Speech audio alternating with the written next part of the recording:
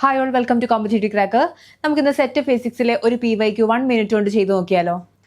The Lande factor for the 3p1 level of an atom is 3p1 ലെവലാണ് ലാൻഡേജ് factor കണ്ടുപിടിക്കാനായിട്ട് ചോദിച്ചിട്ടുണ്ട്. ലാൻഡേജ് factor നമുക്ക് എങ്ങനെ എഴുതാം? GJ എന്ന് ഡിനോട്ട് ചെയ്യാം, which is equal to 1 plus ഇതിന്റെ ഇക്വേഷൻ ആണ് 1 plus J into J plus 1 plus S into S plus 1 minus L into L plus 1 whole divided by 2J into J plus 1. ഇതാണ് ലാൻഡേജ് factor കണ്ടുപിടിക്കാനുള്ളതിൻ്റെ equation.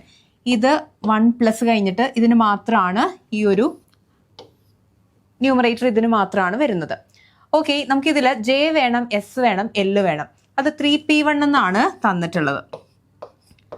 ഇത് ഓരോന്നും denote ചെയ്യുന്നത് എന്താണെന്ന് അറിഞ്ഞിട്ടുണ്ടെങ്കിൽ നമുക്ക് J, S, L കണ്ടുപിടിക്കാനായിട്ട് സാധിക്കും.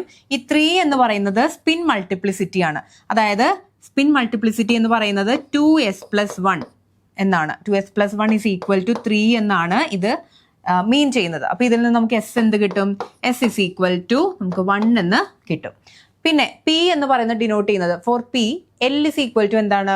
അതായത് ഓർബിറ്റൽ ക്വാണ്ടം നമ്പർ Pക്ക് Lന്റെ വാല്യൂ എന്ന് പറയുന്നത് 1 ആണ്. Therefore L is equal to 1 എന്ന് കിട്ടി. ഇനി J എന്ന് പറയുന്നതോ? J എന്ന് പറയുന്നത് ഈ താഴെ എഴുതിയിരിക്കുന്ന സബ്സ്ക്രിപ്റ്റ് ആണ്. അത് 1 എന്നാണ് എഴുതിയിട്ടുള്ളത്. ഓക്കെ, ഇനി ഇത് മൂന്നും നമുക്കിവിടെ സബ്സ്റ്റിറ്റ്യൂട്ട് ചെയ്യുമ്പോൾ നമുക്ക് GJയുടെ അതായത് ലാൻഡേജ് ഫാക്ടർ എന്ന് പറയുന്നത് നമുക്ക് കിട്ടുന്ന ആൻസർ 3/2 ആയിരിക്കും. ഇത് ഈ 111 വാല്യൂസ് നമ്മൾ ഇതിൽ ഇട്ട് കൊടുക്കുക.